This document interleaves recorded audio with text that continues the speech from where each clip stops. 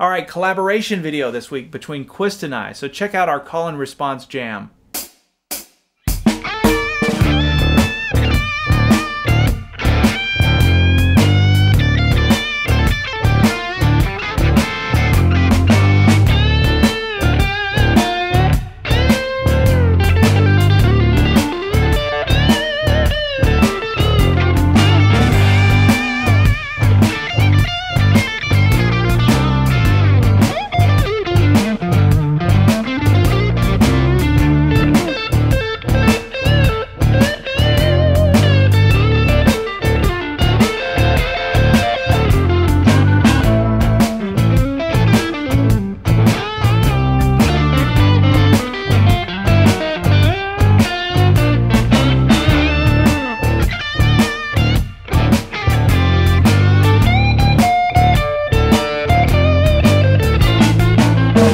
Alright, so this week we have a collaboration between myself and Quist. This is our second one, and I hope we'll be doing more of these in the future. He's a really nice guy, and it was a lot of fun to do this.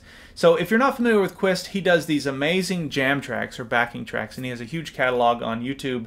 Lots of different styles. He does a lot of blues, and so check him out. You can look him up by typing his name, Q-U-I-S-T, or you can check him out on Spotify by searching for him there as well. But what we're going to be doing this week is a call and response blues, and I thought this would be a lot of fun where he does the call, and that was him playing guitar as well. As you can tell, he's an amazing guitar player. So he did the call, and then I do the response to that. So he would play a lick, and then I would respond. Now we weren't in the same room. This didn't happen at the same time. It was asynchronous. So he sent me a file. And, we're on two different sides of the country. He sends me a file, and then I get to write my response to that. But when you see it all in video, it looks like we were kind of jamming together. And that's the power of technology. You can do that kind of thing.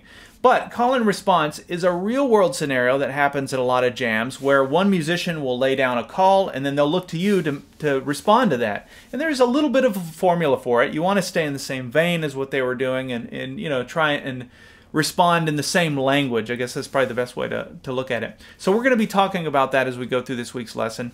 I've got the lesson split into two parts. So in this video, we're going to learn the first half of my response.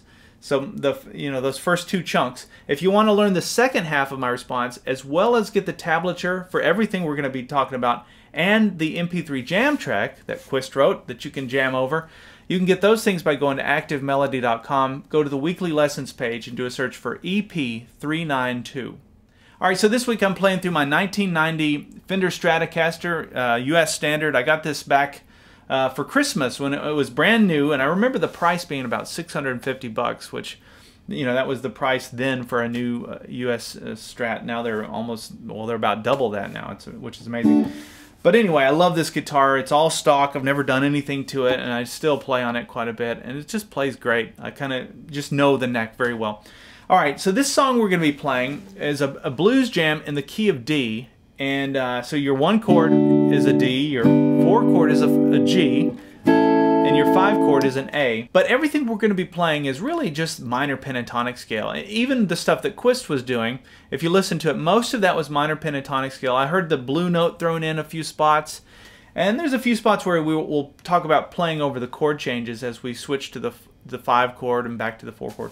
But for the most part, we're going to be playing D minor pentatonic scale. So let's take a listen again to his first call and then my response to that, and then we're going to learn it.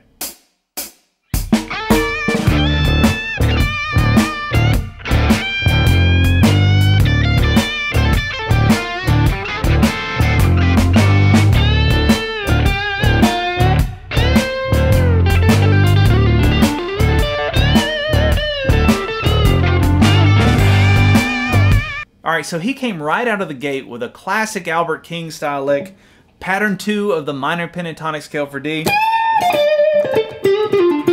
that kind of thing. And so my response to that needed to be in the same vein. At least that's sort of my logic for it.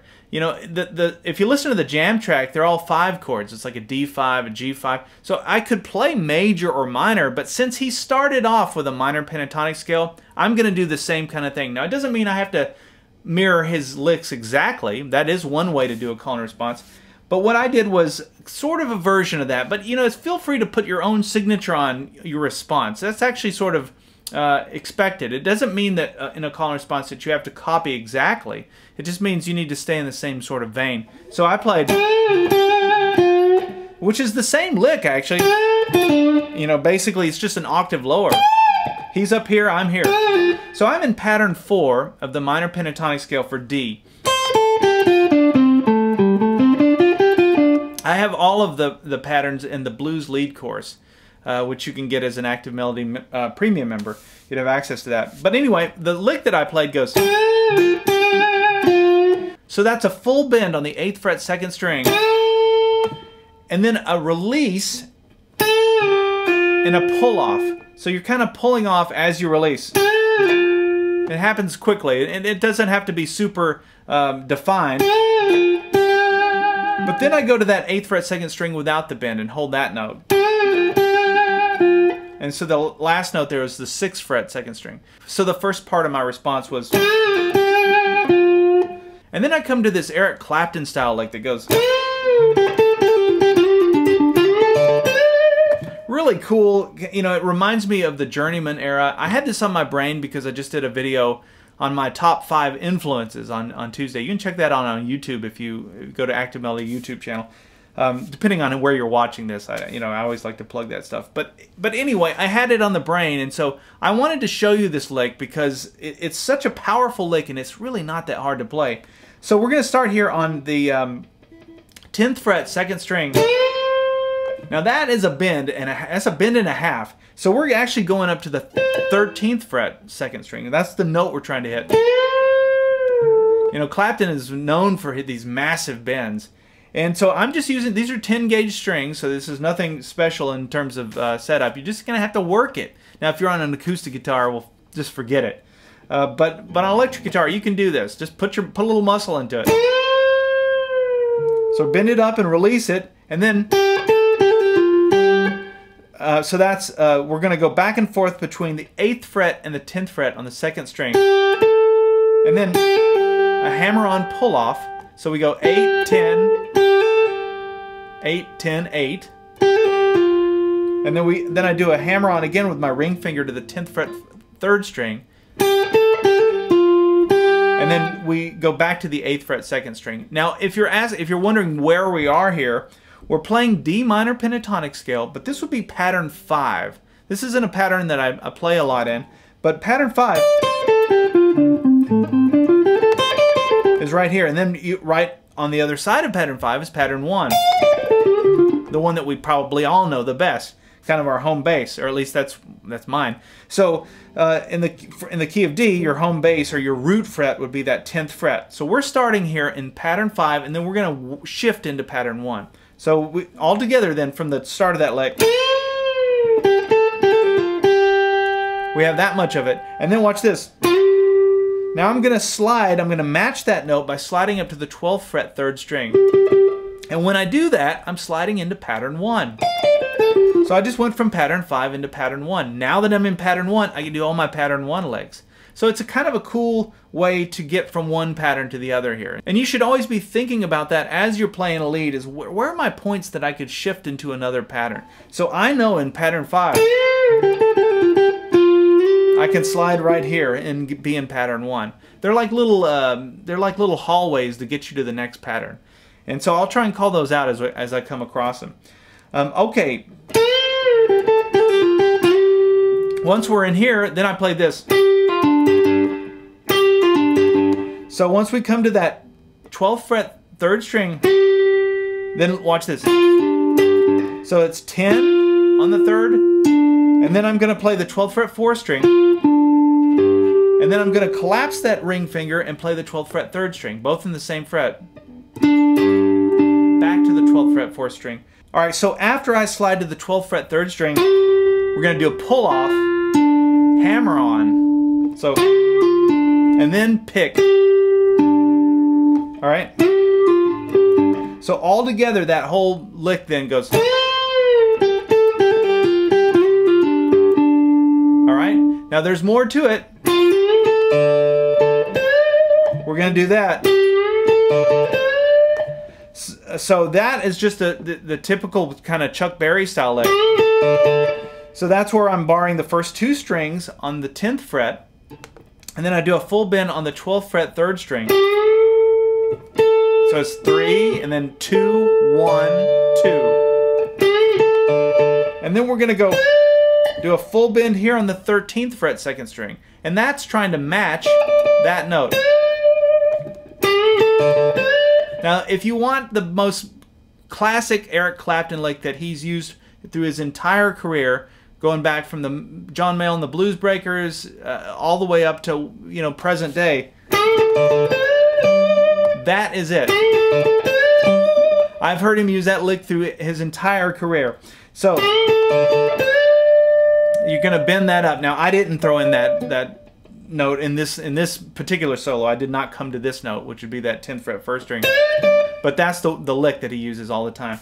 So that bend there on the 13th fret 2nd string, you're going to bend it, and you're going to hold it, and you're going to apply vibrato to it. If you can't do all of that, don't worry. You know, one thing you can do if it's too hard to do the vibrato is you can bend it and then use a tremolo if you've got one of those. In fact, you can see Quist, he did that in one of his licks. He did a bend and then used a tremolo. And then after that, I wrapped up the lick with... So this is still minor pentatonic scale pattern 1.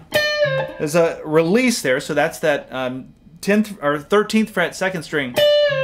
Release it, 10th fret 2nd string. And then we're going to just walk it down. 12th fret 3rd string, back to the 10th fret. And then we're going to go. So that's 12th fret 3rd string, bend, release, 10, 12th fret 4th string, and then the last note is the 10th fret 3rd string. So it goes. Alright, and that's well, actually, I did one last thing. I threw in this, which is because the song goes to the G chord. And just to accent that G chord, I threw in this. So let me just show you that real quick. That's the middle finger on the 9th fret 4th string, and then I've got my index finger on the 8th fret 2nd string. And some of you are going, wait, why is that a G? It sounds kind of like a G. Well, if you think of your chords out of the cage system, we've got our G chord, we've got a G chord here, we've got the G chord using the C shape, and that's what this is. Those 2 notes are out of that. So I start to dissect these chord shapes in terms of harmonized 6th. So when I see a G chord, I see a G like this, right? Or if I see, instead of this G chord, I see this, right? So that's another thing that I'll get to at some point. I'll do another lesson on that. But it's just pulling the harmonized 6th out of these chord shapes. And so this is one. It's a great one, a little harmony there. All right, so let me back up and play along with a slow version of the jam track so you can hear this in context.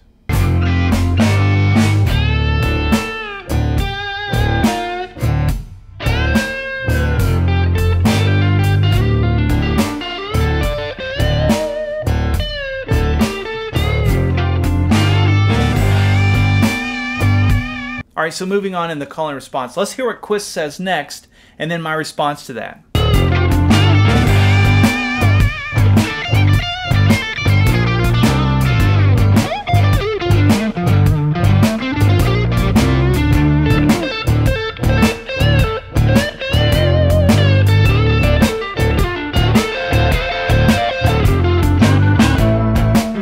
All right, so my response to that was, it started off with this this kind of a stutter where I go, and I'm not sure where I got that actually. That's kind of, it's got kind of a Buddy Guy quality, and you know, he's such a spastic player, he's all over the place, and maybe that's what I was thinking about there. I don't know, but anyway, it was my way of getting into this kind of lead here. But everything I was playing here was minor pentatonic scale pattern 1. And just connect it back to a chord shape. I always say this, but I just like to keep re-emphasizing that. Picture your E chord, you know, with these fingers here out of the cage system, barring on the 10th fret, and you've got your chord shape. Okay, so what I'm doing there, I've got my index finger on the 10th fret 2nd string, and then I'm doing a pull-off from the 13th fret. I think I did 3 of them. Cool lick, even if you learn nothing else. That's a cool little lick. You can do that between any of these 2 frets. even the top one. Or any of these strings, I should say. Okay, so, and then I went, that was a quick bend and release and a pull off.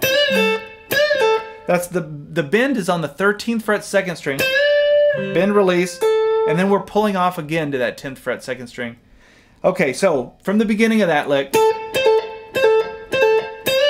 and then I do 2 full bends on that 13th fret 2nd string. Again, the same kind of thing where we're bending and we're applying vibrato. Whether you're doing it with your left hand or doing it with a tremolo, I'll leave that up to you.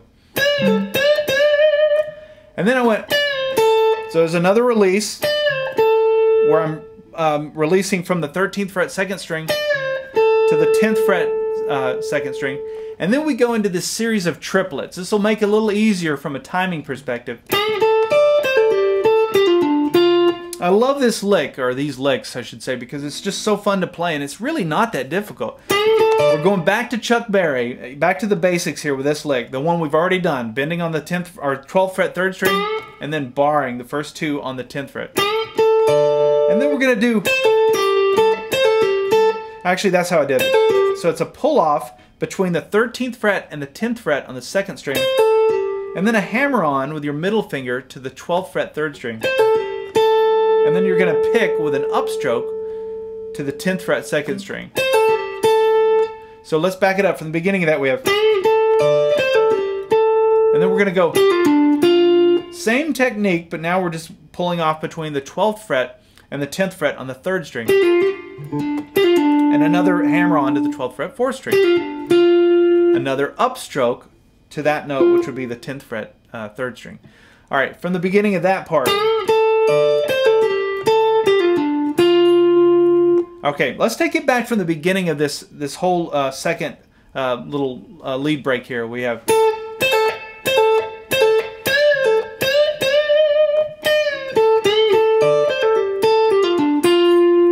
Okay, now after that, this lick is it's got an Elmore James kind of slide thing, but what's interesting about it to me is you're playing, if you look at the notes you're playing, you're actually playing an F chord. So I've got my first 2 strings barred here on the 13th fret, and then I've got my middle finger down on the 14th fret 3rd string. Now I got this lick from Stevie Ray Vaughan, and it'll sound, when you listen to it again, if you think about Stevie Ray Vaughan, you're going to totally hear that lick being his. It's a lick that he uses a lot. In fact, if I had a tremolo on this guitar, I would have played that and then used the tremolo. I think that would have been a cool effect.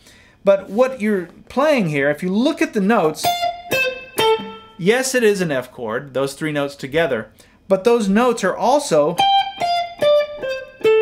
in minor pentatonic scale pattern 2. See that? You can see, if you're looking at minor pentatonic scale pattern 2, you can see those notes in there. So that F chord actually lives within that pattern.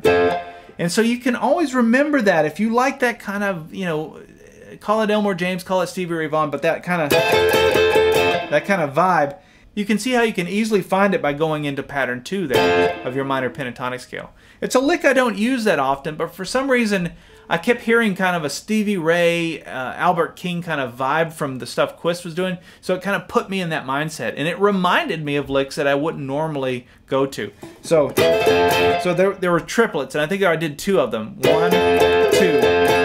I slid into it each time. Downstrokes with the right hand. And then I went.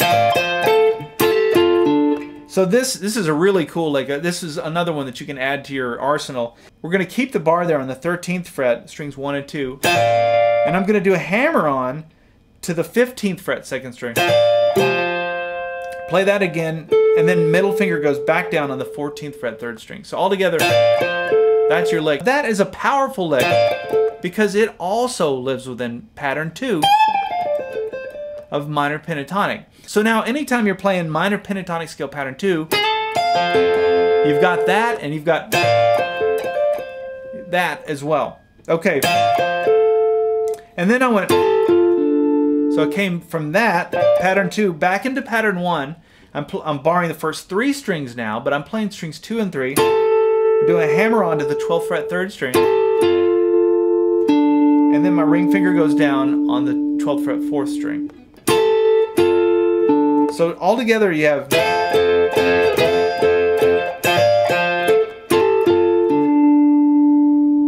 and then to conclude that lick I went, so that's just 10, 12, 10, minor pentatonic scale pattern 1, and then the last note would be the 12th fret 5th string.